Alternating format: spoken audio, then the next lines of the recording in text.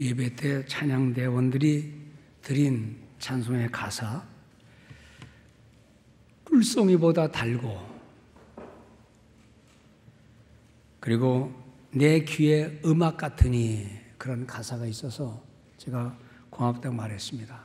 오늘 산부 성가대원들도 귀한 말씀, 아름답고 소중한 귀한 말씀, 하나님 말씀에 대한 우리의 이해가 그렇다는 믿음의 고백인 줄로 믿습니다.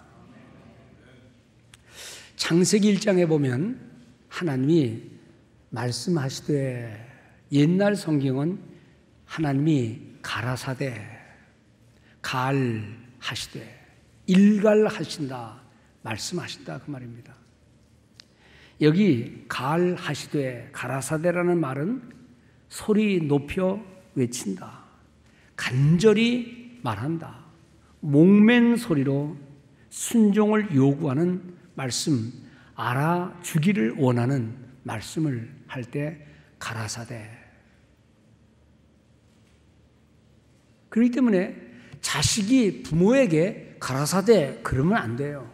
그건 부모가 자식이 해야 돼요. 밑에 사람이 윗사람에게 가라사대도 안 돼요. 그것은 윗사람이 지시하거나 명령하거나 또는 보상이 있음을 약속하거나 또는 위험 있을 때에 가라사대라고 말합니다. 그러므로 말씀하셨다, 가라셨다 하는 말은 아무 때나 해당되는 말이 아니고, 위엄, 존귀, 약속, 보상이 있을 때 그 말씀이 뜻 깊을 때에 갈하셨다라고 말합니다. 오늘 이 사회에 뜻깊은 말, 순종이 요구되는 말, 존귀한 말, 그 말을 들을 때 오금이 저리고, 그 말을 들을 때 마음이 정돈되고, 그 말을 들을 때에 순종이 요구되는 그런 말이 이 사회에 과연 있는가? 오늘 시편을 함께 잠깐 나누면서, 오늘 여러분들에게는 제가 특별한 얘기를 하는 게 아니라 이 시편 119편, 그저 짧은 몇 문장이지만 그 문장을 통하여 하나님의 말씀이 과연 어떻게 구성되어 있고 무슨 의미인 것이고 우리는 그 말씀 앞에 어떻게 살아야 되는지 하는 내용을 몇 가지로 나눠서 말씀드리는 겁니다. 여러분들 아이들에게 밥 먹으라 그럴 때 그냥 먹으라 그러지 말고, 얘들아, 이 반찬은 어디에 좋은 거고 이 콩은 어디에 좋은 거고 이렇게 잘 설명해 주면 아이들이 먹어야 되겠다 생각을 하죠. 그냥 무조건 먹으라 그러지 말고, 오래전 선교제 갔을 때 우리 얼루 목사님 손자 동진이가 밥 먹는데 이 녀석이 나를 잠깐만 쳐다봐요. 목사를 잠깐만 쳐다보면 그거 수상한 겁니다. 안 쳐다보는 척하고 내가 쓱 보니까요, 밥을 먹다 콩 나오면 밑으로 있다가 안 보면 발 밑으로 떨어뜨리더라고요. 밥 밑으로 콩을. 그래서 제가 밥 다 먹고 동진아 일어나봐 그랬더니 일어나더니 밑에 콩 있지? 가만히 있어요. 그래서 제가 다 주웠습니다. 줍고 물가에다 깨끗이 씻었어요. 그리고 이 콩이 얼마나 맛있는 줄 알아? 그리고 내가 몇 개를 먹었어요. 그래서 날 쳐다보더라고요. 이 콩이 너 뼈를 튼튼하게 해주는 거야. 단백질 얼마나 많이, 단백질 모르지? 나중에 알게 되는데 이게 너무 맛있는 거야.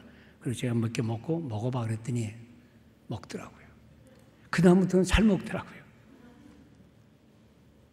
여러분들, 사람이 이해가 되면 모든 것이 풀려요. 하나님 말씀 이해를 하면 그 깊은 뜻이 있습니다. 대충 보면 그냥 그런 것 같지만 가만히 들여다보면 그 말씀이 얼마나 깊고 오묘한지. 그런데 우리가 시간이 없어요. 듣기만 하지 내가 깊이 연구를 하지 않아요. 목사가 되고 신학자가 되라는 거 아닙니다. 그러나 성경 말씀을 가만히 들여다보면 그 나름대로 깊은 의미가 있는데 우리는 시간이 없어요. 저는 현대인들의 삶을 정말 재미없는 삶이라 봅니다. 1년 내내 하는 일이 똑같아요. 아침부터 출근해서 저녁에 들어오는 쉴 틈이 없어요. 저 어릴 때 시골에 살면은요, 우리 어머니 아버지 시골 노인들은 가을 거지 끝나면 그 다음 봄 3월 될 때까지 먹고 놀아요. 다른 일도 해요. 여행도 다녀요. 씨를 뿌려놓으면 그 다음에 기다리면 돼요. 뭐 안달부달 할 것도 없어요. 근데 요즘 현대인들은 아침부터 저녁 때까지 1년 365일 예수 믿는 사람이니까 주일날 나와서 다른 일 좀 보고 이렇게 정신을 리프레시 하지요. 안 믿는 사람은 계속 그 생각이에요. 물론 놀러 가는 일이 있을지는 모르지만 뭐가 많아요. 농사 지시기 바랍니다. 아니 왜 얼굴들이 이렇게 굳어요. 삶의 여유를 좀 갖자 이겁니다.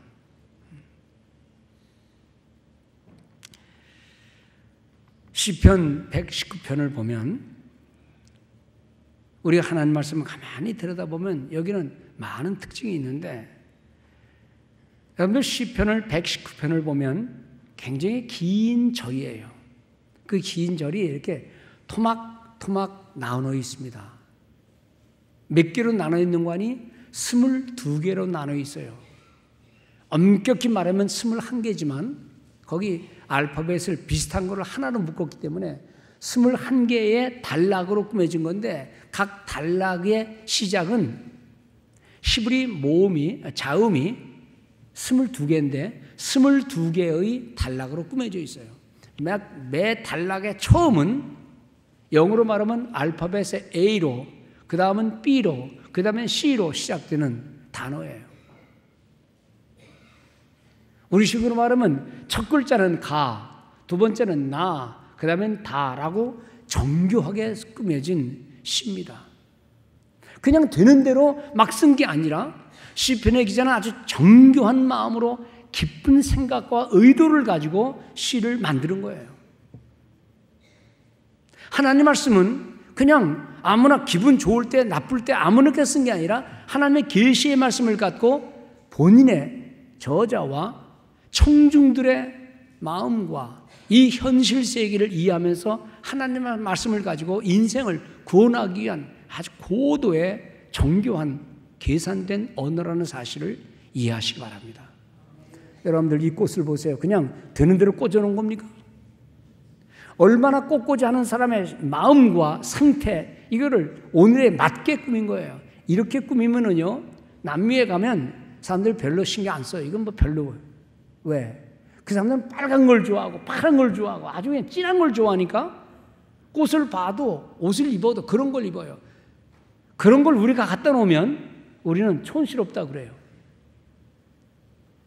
여러분들 꽃꽂이를 하든 여러분들이 옷을 입든 뭐든지 다 좋은 의도와 계산된 정교한 모습에서 옷을 입고 말 한마디를 하더라도 내 말이 상대방에게 어떻게 거슬릴 것인가, 어떻게 그리스도인의 마음을 가지고 사랑의 언어를 전달할 것인가, 그렇게 생각하면서 말하지 그냥 되는 대로 툭툭 말하지 않잖아요. 되는 대로 툭툭 말하다가 사람 마음에 상처를 줘서 교회를 떠나게 만드는 거예요. 오늘 성경에 있는 이 말씀 시편 119편 우리가 한 단락 중에 일부를 보지만 알파벳으로 따지면 영어의 N에 해당되는 눈이라는 히브리 언어가 있는데 오늘 이것은 14번째의 단락에서 시작되는 눈으로 시작되는 글인데 이 글 속에서 얼마나 하나님의 말씀에 대한 정교한 의도를 우리에게 말씀해 주고 있는지 모릅니다. 두 번째 생각할 것은 이 시편 119편에 나오는 단어 가운데 빛이라는 단어예요. 빛, 라이트라는 말입니다. 105절에 주의 말씀은 내 발의 등, 램프, 내 길의 빛, 라이트라는 말이에요. 여러분들 우리 성경에 보면 빛과 등불에 대한 얘기가 종종 나오죠. 우리는 얼른 생각합니다. 빛 없으면 우리는 어떻게 사나? 그래서 불을 켜는 거예요.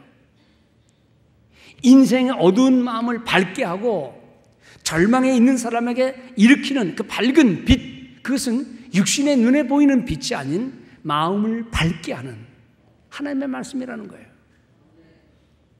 창세기 1장에 보면 태초에 하나님이 먼저 빛이 있으라. 빛이 있으라. 요한복음 1장에 보면 1절에 보면 태초에 말씀이 있었다. 이 말씀이 하나님과 함께 있었는데 그 말씀이 곧 하나님이시다. 그 하나님이 육신을 입고 이 세상에 오셨다. 빛이 세상에 왔는데 어두움이 깨닫지 못해서 빛을 박해했다. 그 말입니다. 이 빛은 뭐냐? 결론적으로 말하면 예수 그리스도예요. 예수 그리스도가 없는 세상은 어두운 세상이라는 거예요. 우리가 빛 없는 가운데 사는 게 어두운 게 아니라 인간의 마음 속에서 죄악이 우리를 어둡게 만들고 하나님의 사랑이 없을 때 우리는 어두운 마음이 들게 되고 하나님 말씀 없으면 우리는 방향을 모르니까 빛이 없으니까 방황하게 되는 거예요. 여러분들 여기 계신 분들 가운데 10년간 20년간 아니 40년 50년 빛 없이 내가 왜 사는지 어디로 가야 되는지 알 길을 몰라서 방황하다가 예수 그리스도를 이해하고 깨닫고 이게 내가 길이로구나. 길을 찾은 성도님들 축하를 드립니다. 그러나 아직도 여전히 나는 뭔지 모르겠다라고 생각하는 그런 분들에게는 오늘 하나님의 말씀이 여러분들이 마음속에 들어와서 여러분들의 가야 하는 길을 밝혀주는 말씀 되기를 바랍니다. 청년들하고 이제 신학생들하고 심지어는 목회자들하고 이제 밤에 저 서해안 바닷가에서 가서 밤중에 잘 닦인 길이 있습니다. 캄캄합니다. 다 나오시오. 다 나와자. 그래가지고 나옵니다. 그래가지고 준비한 까만 천을 가지고 눈을 확 가리고 잡아매라 그럽니다. 그래서 이제 씁니다. 그러다가 봅니다. 길이 이렇게 됐구나 하고 다시 또 꽉 잡아맵니다. 그리고 이제 달리기 합니다. 1등 하는 사람 상 줍니다. 10,000원 줍니다. 그러면은 뭐 뻔한 길이니까 가면 되는 거죠. 그런데요, 여러분들 실험해 보세요. 1분도 못 뜁니다. 가긴 가는데 옆에는 바다거든요. 옆에는 산이거든요.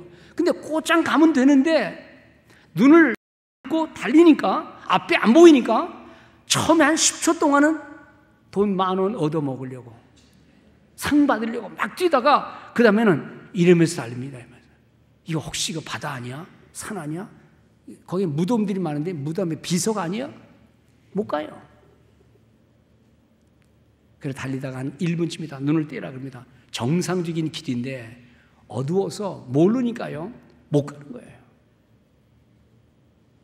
여러분들 하나님 말씀 없는 인생의 어두운 모습들, 근데 사람들은 그걸 어둡다고 말하지 않아요. 그냥 되는 대로 사는 거예요. 오늘 말씀이신 하나님, 그 하나님이 육신을 입고 이 세상에 오셨다. 빛이 세상에 왔는데 빛 때문에 어두움이 빛을 깨닫지 못하더라. 오늘 그리스도를 빛으로 삼아가는 우리 모든 성도들에게 마음의 밝은 빛이 여러분들의 인생의 모든 길을 환하게 열리는 축복된 말씀 되기를 바랍니다. 사도 요한은 요한 1서에서도 빛을 얘기하면서 빛 가운데에 사귐이 있는 사람을 성도라 그랬어요. 여기 빛은 이런 빛을 말하는 게 아닙니다. 우리 인생을 비추는 예수 그리스도를 마음속에 모시고 사귀는 사람들에게 있는 진정한 사랑. 로마서에서 바울은 말합니다. 우리는 어둠의 일을 벗어버리고 빛의 갑옷을 입자. 예수 그리스도로 말씀으로 무장하면서 살자는 말씀이라는 겁니다. 그래서 오늘 105절에 주의 말씀은 내 발의 등이요 내 길의 빛입니다. 어린 시골에 살 때에 길이 캄캄하면 뭐 그때 호롱불도 없을 때는요 어떻게 하면 나가보면 막 귀신뿔이 돌아다닙니다. 그게 이제 반딧불이잖아요. 그걸 잡아가지고 잡아서 넣고 병 속에 넣으면 한 20마리쯤 잡으면 길을 갈 수 있어요. 옛날 어른들은 그것을 수도 없이 잡아가지고 책을 읽었다고 그래요. 오늘 그런 시대는 아니에요. 호롱불 켜는 시대도 아니고 촛불 켜는 시대도 아니고 등불 켜는 시대도 아닌 이 환한 대낮인데도 불구하고 인생은 점점 어두워지고 이 사회는 점점 어두워지고 인생은 점점 그늘이 되는 이유는 뭐냐?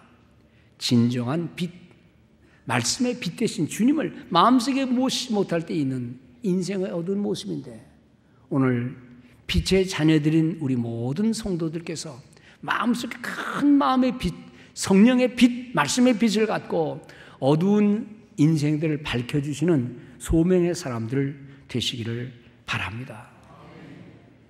찬송가 379장에 그런 게 있어요. 어두운 길을 가는 인생들, 절망에 빠진 인생들 속에 가사 내용은 내 갈 길 멀고 밤은 깊은데 빛 대신 주, 저 본향 집을 향해 가는 길을 비춰 주소서. 내가 가는 길을 다 알지 못하나 한 걸음씩 한 걸음씩 나를 인도하소서. 빛이 없다는 게 아닙니다. 진정한 마음의 빛, 그리스도의 말씀의 빛이 없을 때, 그래서 3절에 보면 이전에 나를 인도하신 주 장래에도 험산 줄령 당할 때에 나를 도우소서. 밤 지나고 저 밝은 아침에 기쁨으로 주님을 만나겠습니다. 그러므로 환하다, 어둡다는 말은 육신의 모습이 아닌 인간의 영혼의 마음이 밝아져서 가야 되는 길을 분명히 가는 믿음의 길, 이것을 성경은 말씀하고 있다는 겁니다. 세 번째 우리가 주목할 것은 여기에 길이라는 말입니다. 내 길. 히브리어에는요, 길이라는 단어가 여러 가지가 있습니다. 물론 우리도 길 그러면 여러 가지 의미가 있어요. 그런데 오늘 성경에 나오는 105절에 이 길은 무엇인가? 예를 들면 시편 1편에 복 있는 사람은 죄인의 길에 서지 아니하며, 그럴 때 죄인의 길, 그럴 때는 때레크라는 단어를 썼는데 이것은요 큰 길이에요. 왕의 길이에요. 넓고 좋은 길이에요. 복이에요. 진짜 복 있는 사람은 사람들이 볼 때 좋게 보이는 길, 넓은 길, 남들이 다 다니는 길, 그런 길은 위험하다는 거예요. 왜냐하면 그 길의 끝은 멸망이니까요. 허무이니까요. 그런데 오늘 105절에 있는 말씀, 주의 말씀은 내 발의 등이요 내 길의 그 길을 얘기할 때 이 길은 히브리에 나티브라는 단어를 썼어요. 이것은 그냥 길이 아니라 좁은 길, 오솔길, 혼자 갈 수밖에 없는 길일 수도 있고 아주 때로는 험한 길일 수 있어요. 주의 말씀대로 살다 보면 때로 외로울 수 있고 힘겨울 수 있고, 그러나 성도는 그 길이 힘들다 할지라도 그 길을 따라가야 돼요. 남들이 하는 악한 길을 따라가다 요즘 패가망신 당하는 사람 많죠. 남들이 해먹으니까 같이 해먹다가 뒤늦은 나이에 감옥 가는 사람 많잖아요. 우리의 가야 되는 길이 뭘까? 많은 사람들이 다니는 세상의 편한 길, 그 길을 쫓지 말고 하나님이 계신 주의 뜻이 있는 그 길이 비록 힘들지라도 좀 역경일지라도 그 말씀의 도를 따라 사는 성도의 참된 복을 우리에게 말씀해 주고 있다는 겁니다. 우리는 그런 길을 사랑하는가? 그런 길을 찾고 있는가? 그 길을 남에게 소개하고 있는가? 네 번째 또 하나 우리가 주의할 것은 오늘 여기 있는 말들 가운데 주의 말씀, 주의 율례, 주의 계명이라는 말이 나옵니다. 오늘 여러분들 주보를 보시면 주보의 말씀의 제목은 주의 말씀, 내 길의 등, 내 길의 빛 이렇게 되어 있어요. 근데 그 밑에 조그만 글씨를 영어로 썼어요. 영어로는 Your words is a lamp to my feet, a light for my path. Your word, 당신의 말씀 그랬어요. 왜 당신의 말씀이라 그러지 않고 주의 말씀이라 그랬느냐? 히브리 사람들은 하나님을 존귀한 분으로 여겨서, 위험스러운 분으로 여겨서 범죄한 자기들이 하나님을 가까이 할 수 없는 죄악이 있어서 그것을 제3자로 칭하는 모습이 있어요. 원래는 인생과 하나님은 나와 당신입니다. 시편에 있는 모든 길은 나, 너의 관계예요. 나와 당신, 하나님의 문제예요. 근데 히브리 사람들은 하나님을 당신이라고 표현하기가 곤란한 거예요. 우리도 그러잖아요. 아들이 아버지에게 당신 그러면 이거는 무리한 놈이에요. 그래서 그냥 제3자인 것처럼 아버지라고 표현을 써요. 하나님 말씀과 우리와 1대1 나와 당신과의 깊은 관계여야 되는데, 그래서 그 관계를 드러내기 위해서 원문은 다 이유어 당신의 라는 표현인데, 이걸 그냥 우리가 점잖게 무리하지 않도록 주의 말씀이라고 말을 하고 있어요. 그러나 여러분들 오해하지 마세요. 이 원문의 뜻은 나와 하나님과 얼마나 친밀해야 되는지 1대1의 관계 속에서 나와 당신이라는 깊은 관계를 얘기하는 것이 나와 그들, 나와 그 말씀, 그게 아니라 이 말씀입니다. 이것이 바로 나에게 있어야 할 친밀한 하나님의 사랑을 의미하는 거예요. 그러므로 여기 있는 모든 말들은 당신의 말씀, 당신의 규례, 당신의 법, 그렇게 읽어야 되는데 단지 표현에 있어서 주의 말씀, 주의 법도 그 말씀, 그 윤례라고 말할 뿐입니다. 여러분들 말씀을 가까이 하면서 그 말씀과 하나님은 제3자가 아니라 나와 당신이라는 이 깊은 관계 속에서 이해되는 우리 성도들의 말씀에 대한 관계를 나누는 성도들 되시기 바랍니다. 또 한 가지 특징이 있는데, 이 하나님의 말씀은 처음부터 끝까지 주의 말씀이, 당신의 말씀이 인생에게 순종과 그리고 실행, 삶을 요구한다는 말씀입니다. 여러분들 그냥 글자는 그냥 글자가 아니에요. 그 글자 속에는 반드시 순종을 요구하고 복종을 요구하고 말씀에 대한 인생의 태도를 요구하는 겁니다. 그래서 오늘 본문에 보면 내가 주의 윤리를 지켜오리니, 주의 윤리는 무슨 윤리예요? 당신의 윤리를 지켜오리니 나를 버리지 마옵소서. 주의 계명에서, 그것도 당신의 계명에서 이렇게 읽어야 됩니다. 당신의 계명에서 내가 떠나지 말게 하소서. 주의 말씀을, 즉 당신의 말씀을 내 마음에 두었나이다. 삶의 어떤 위기 속에서도 그 하나님 말씀의 삶을 놓치지 않는 말씀과 친밀한 관계로 우리에게 말씀해 주고 있어요. 109절에 보면 이런 말씀이죠. 나의 생명이 항상 위기에 있사오나. 생명이 위기에 있다? 그러면 다 팽개치고 도망가야죠. 그런데 이 시편의 기자는 나는 당신의 법, 주의 법을 잊지 아니하였나이다. 여러분들 삶의 위기 속에서 어떤 급한 일이 생기면 기도구 뭐고, 신앙이고 뭐고, 11조구 뭐고, 감사구 뭐고, 기도구 찬송이고 뭐고 다 내뺏기시는 그런 우리의 위기의 모습이 혹시 있죠? 오늘 시편의 기자는 말하기를 생명이 위기에 있지만 나는 주님의 말씀을 잊지 않겠습니다 라는 이 아름다운 고백이 오늘 성도들의 고백이 되기를 바랍니다. 심지어 107절에는요, 주님 내 고난이 막심하오니, 당신이요 나는 너무너무 고생이 막심하오니 그러나 나는 여호와의 말씀대로 나를 소성케 할 것입니다. 삶의 위기 속에서 이 모든 내용들을 가만히 들여다보면 주의 말씀은 그냥 암송하는 게 아니라, 그냥 이해하는 게 아니라 그 말씀 앞에서 내 삶을 순복시키려고 하는 믿음의 고백인 것을 우리가 알 수 있습니다. 더 나아가서요, 110절에 보면 참 기가 막힌 말이에요. 악인이 나를 해하려고 올무를 놓아 싸우나.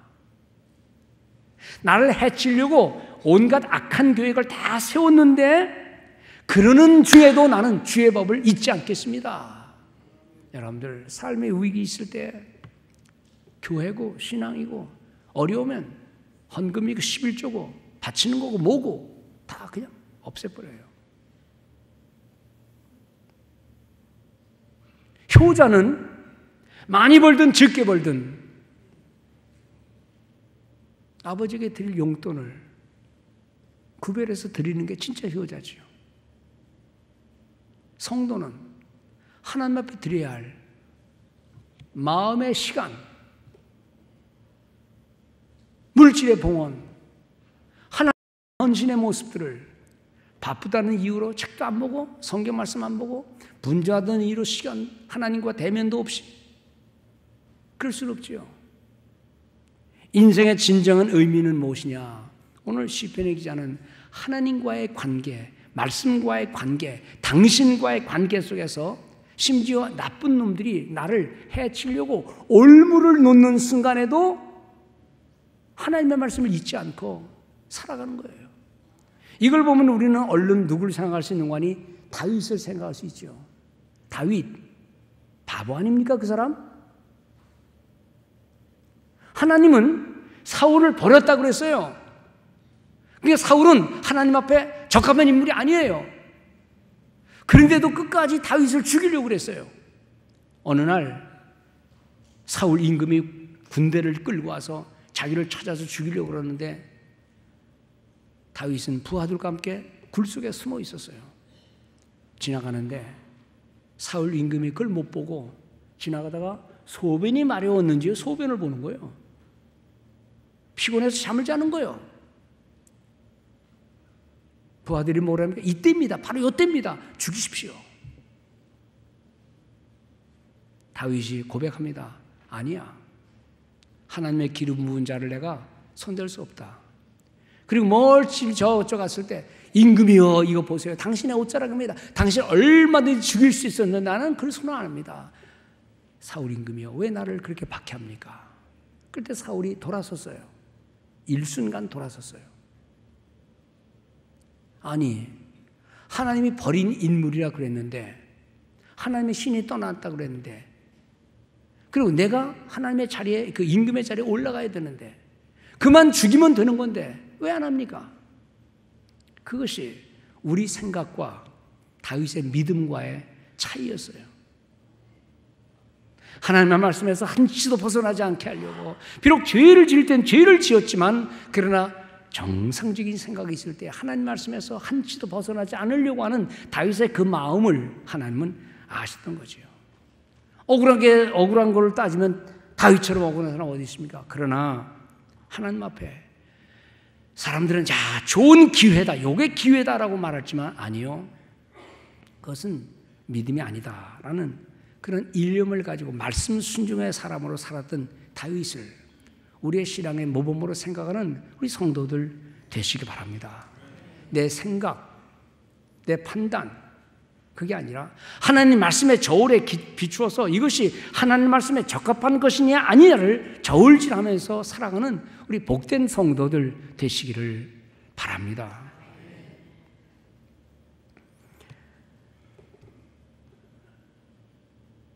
많은 내용들이 있습니다.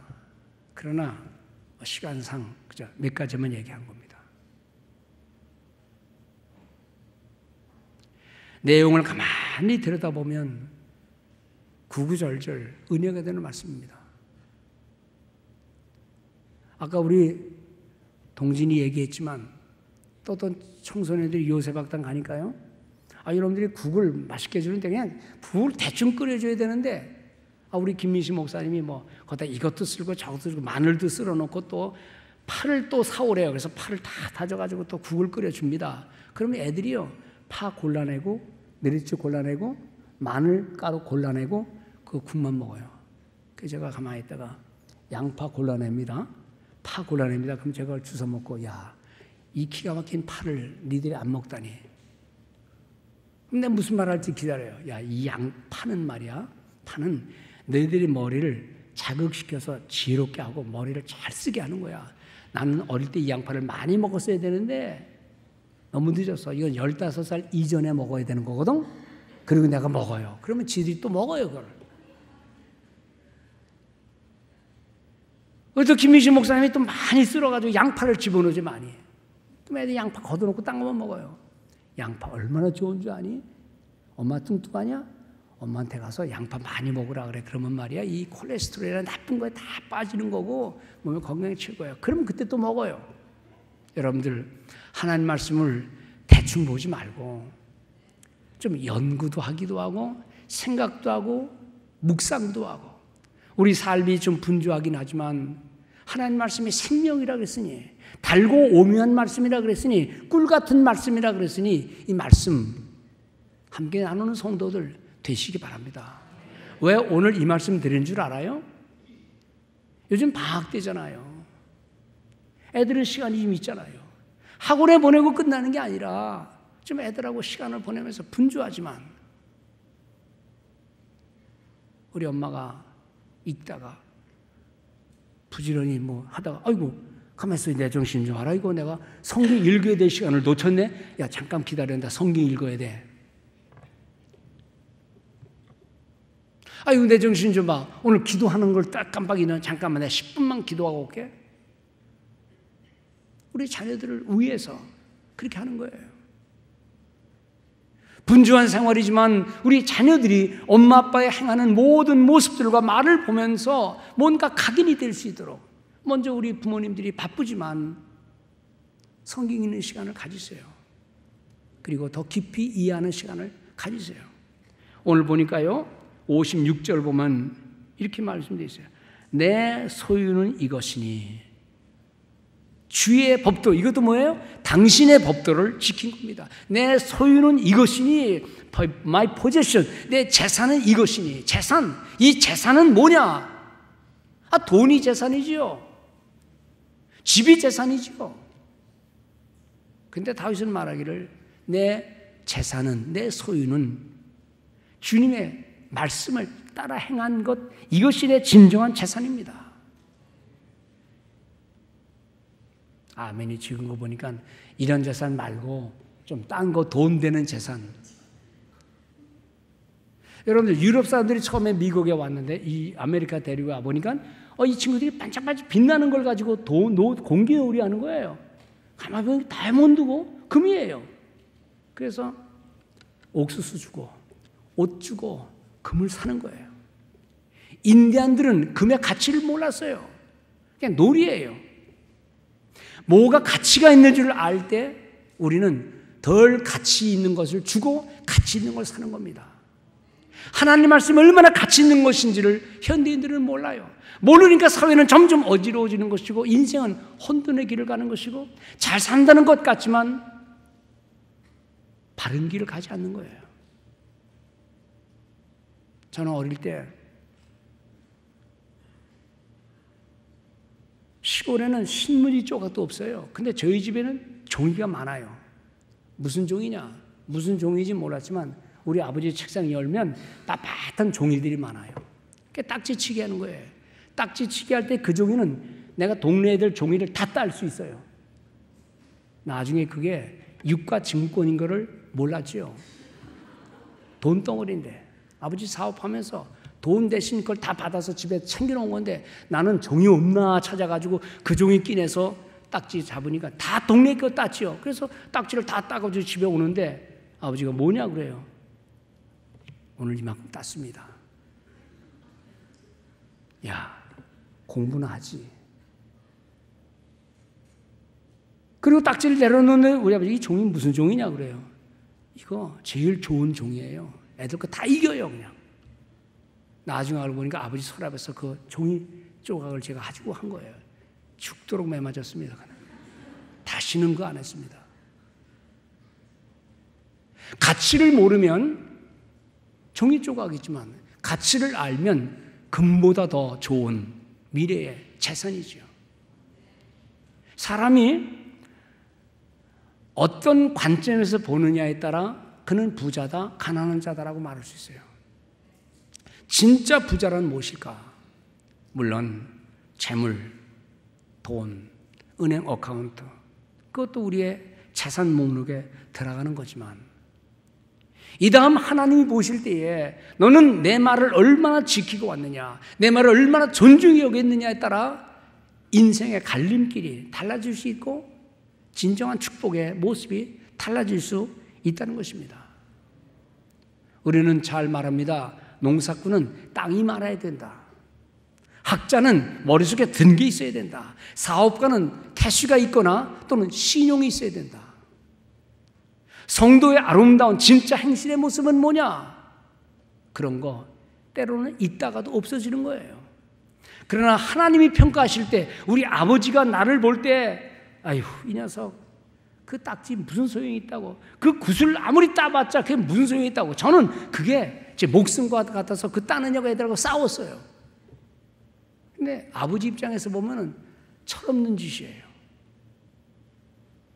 재물, 명예, 돈 필요 없다는 게 아닙니다. 아름답고 하시고 그걸 가지고 잘 활용하면 하나님의 놀라운 일을 할 수 있어요. 문제는 하나님 보시기에 나의 진정한 재산은 뭔가? 하나님 말씀을 지키고 손해볼지라도 말씀을 존귀히 여기고 말씀 순종의 삶을 사는 이러한 참된 성도의 아름다운 가치관을 만들어가고 누리는 복된 성도 되시기를 바랍니다. 성도란 모름지기 말씀의 사람입니다. 그 말씀은 우리의 삶을 조종하는 것이고 삶의 가치관을 바꿔놓는 것이고 분주하게 살고 우리가 먹고 사는 그 생활 구조를 벗어날 수는 없지만 그러는 가운데 가장 가치 있는 것은 무엇인가?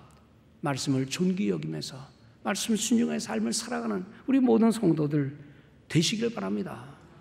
다음 세대가 불안하잖아요.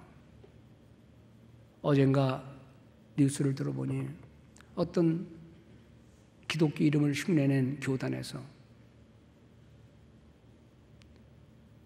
지금까지는 그렇게 해도 되고 안 해도 된다, 알아서 하라 그랬는데 이제는 아예 법으로 만들어서 동성 결혼 해야 된다, 시켜야 된다, 해도 된다, 그 주례를 안 하면 벌 받는다, 뭐 이런 식으로 결정을 해요. 성경을 믿는 기독교 교단이 동성을 분명히 명백한 하나님 말씀을 벗어나면서도 그를 죄인 줄을 알지 못하고 오늘 시대가 그렇게 되고 있어요. 우리 자녀들이 그렇게 교육받고 있어요. 하나님 말씀이 이렇다고 분명히 얘기해 줄 수 있는 그런 부모님들의 지적인 수준이 성경 지식이 있어야 우리 자녀들이 왜 그것이 잘못된지를 말할 수 있는 시대입니다. 여러분들 어두운 시대 속에서 우리도 말씀을 외면하며 살아가는 그런 인생들에서는 안 될 줄 알고요. 또 여러분들 주변에는 이 말씀과는 아무런 관계없이 살아가는 사람들이 얼마나 많을지 모르겠어요. 그럴 때 이 말씀을 우리가 깊이 묵상하고 깨닫고 이 말씀대로 행하면서 사람들에게 하나님의 말씀이 어떻게 가르치는지를 가르쳐주면 우리의 자녀를 빛나게 하고 우리의 삶을 환하게 만들고 이 사회를 더욱 환하게 만드는 말씀에 순종된 사람들 되시기를 주의 이름으로 축원을 드립니다.